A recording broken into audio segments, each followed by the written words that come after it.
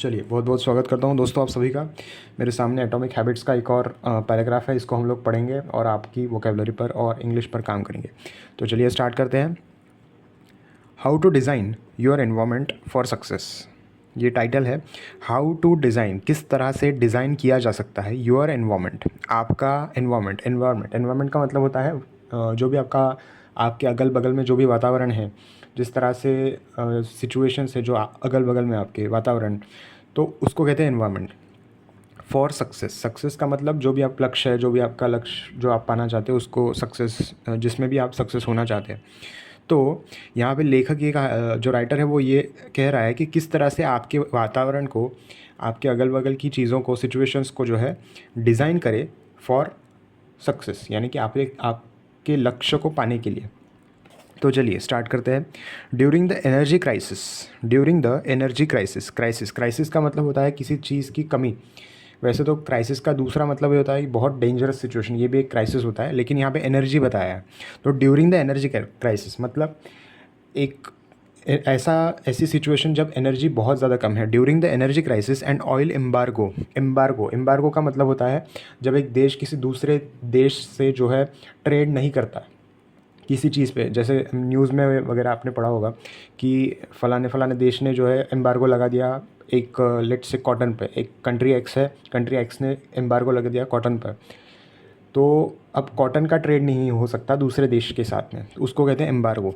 तो during the energy crisis and oil embargo of the 1970s, energy की कमतरता और एम्बार्गो के टाइम पे 1970 में डच रिसर्चर्स बिगेन, डच के जो रिसर्चर्स थे began to pay close attention, ध्यान दे रहे थे, to pay close attention to the country's energy usage. Country's energy usage, जो भी कंट्री की, जो भी देश की जो एनर्जी यूसेज है, कितना एनर्जी जो है यूज़ कर रही है जो भी हमारे देश के लोग हैं, वो डच रिसर्चर्स जो है इसके ऊपर एक क्लोज अटेंशन यानी ध्यानपूर्वक इस चीज़ को ऑब्जर्व कर रहे थे, देख रहे थे इस चीज़ को। इन वन सबब का मतलब होता है ऐसा एरिया जो कि थोड़ा सा शहर से बाहर है, जहाँ पे पेड़ वगैरह बहुत ज़्यादा है और हरा भरा एरिया है, थोड़ा सा जो है आपके सिटी के बाहर होता है, शहर के बाहर होता है, नियर एम्स्टर्डम। तो एम्स्टर्डम के बाहर जो सबब था, they found that some homeowners used 30% less energy. तो जो ये डच रिसर्चर्स थे उन्होंने ये पाया, they found that some home owners, कुछ जो लोग वहाँ रहते थे, होम ओनर्स जो वहाँ पे रहने वाले लोग थे, जो कि ओनर्स थे वहाँ के, यूज्ड 30% लेस एनर्जी। 30% यानी 30% जो है एनर्जी का यूज़ कम करते थे वो, as compare to than their neighbours, यानी उनके जो नेबर्स थे जो एम्स्टर्डम में ही रहते थे, जो शहर में रहते थे, उनसे कम एनर्जी यूज़ करते हैं जो सबब्स में रहते हैं, जो होम ओनर्स है सबब्स में।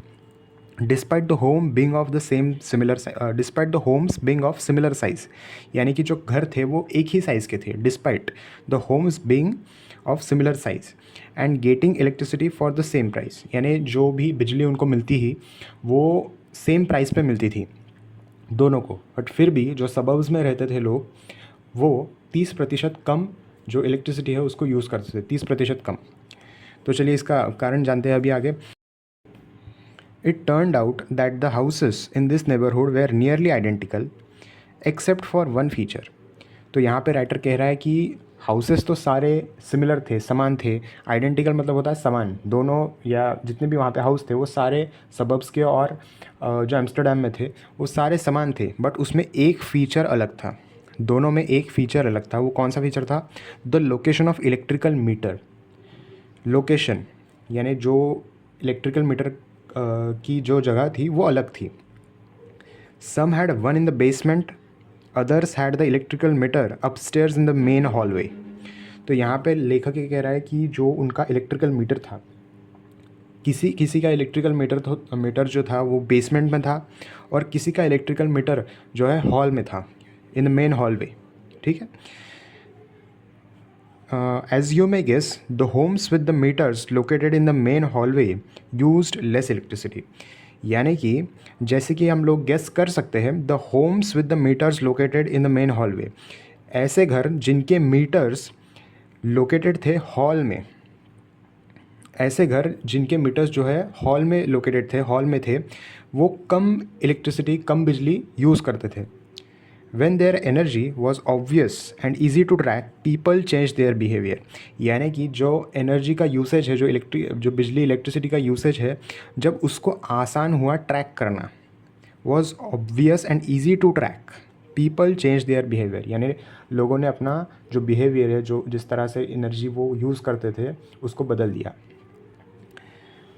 Every habit is initiated by Q. Q का मतलब होता है सिग्नल। किसी भी चीज़ का जब आपको सिग्नल मिलता है तो बोलते हैं क्यू मिला।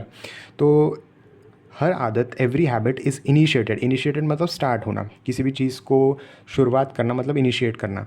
Every habit is initiated by Q. तो लेखक ये कह रहा है कि कोई भी आदत जो होती है वो एक सिग्नल से स्टार्ट होती है। And we are more likely to notice cues that stand out. हम लोग ज़्यादातर उन सिग्नल्स को देखते हैं जो स्टैंड आउट करते हैं, यानी कि जो दिखते हैं, जो सीधे दिखते हैं, ना कि वो जो कि बहुत सटल है, बहुत ज़्यादा दिखते नहीं हैं, हम लोग उनको नहीं देखते। अनफॉर्चुनेटली का मतलब होता है बहुत ही ज़्यादा दुर्भाग्य। The environments where we live, यानी कि उस वातावरण में जिसमें हम रहते हैं, and work often make it easy not to do certain actions. यानी कि यहाँ पर लेखक ये कह रहा है कि जो उस वातावरण में हम रहते हैं, work often make it easy not to do certain actions, उसमें ज़्यादातर इस तरह के कंडीशंस होती है, इस तरह का वातावरण होता है जिसकी वजह से हमें ये क्यूज़ या सिग्नल्स नहीं मिल पाते। Make it easy not to do certain actions, जिसके वजह से हम लोग एक्शन नहीं ले पाते। Because there is no obvious cue to trigger the behaviour, क्योंकि यहाँ पे कोई भी उस तरह के क्यूज़ नहीं होते जिसके वजह से हम लोग किसी भी आदत को जो है स्टार्ट कर सके। It's easy not to practise the guitar when it's stucked away in the closet. It's easy not to practise the guitar, ये बहुत आसान है गिटार को प्रैक्टिस ना करना जब when it's stucked away in the closet, जब वो क्लोसेट में पड़ी हुई है। क्लोसेट मतलब जो कबर्ड वगैरह होता है उसको क्लोसेट कहते हैं। तो अगर गिटार आपकी कबर्ड में पड़ी है तो आप उसको कभी हाथ नहीं लगाओगे। It's easy not to practise the guitar when it's stucked away in the closet. It's easy not to read a book when the book shelf is in the corner of guest room. यानी कि यहाँ पे examples दे रहा है writer कि किस तरह से आपका एनवायरनमेंट आपको इन्फ्लुएंस करता है, किस तरह से आपका एनवायरनमेंट जो है आपकी आदतों को बनाता है। It's easy not to read a book when the book shelf is in the corner. जब आपका बुक शेल्फ जो है किसी रूम के किसी कोने में पड़ा हुआ है, तब आप कभी भी उस पर्टिकुलर बुक शेल्फ को खोलोगे नहीं, उसमें से बुक को खोलोगे नहीं। तो ये यहाँ पे राइटर ने एग्जांपल दिया है। It's easy not to take your vitamins when they are out of sight in the pantry. तो पेंट्री मतलब बेसिकली एक छोटा कबर्ड ही कह सकते हैं।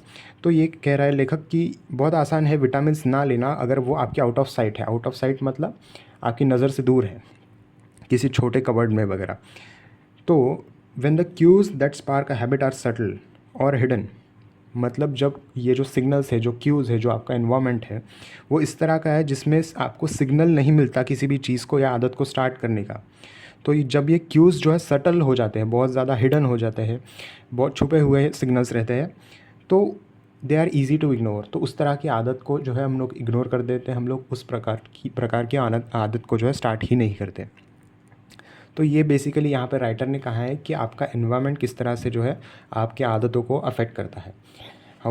तो अभी यहाँ पे बहुत सारी बाकी भी चीज़ें दी गई है कि किस तरह से आपके एनवायरनमेंट को डिज़ाइन करें सो दैट आपको जो है आपके लक्ष्य प्राप्ति हो, आपको जो है अच्छी आदतें लगे, जो कि हम आने वाले वीडियोस में डिस्कस करेंगे। Thank you.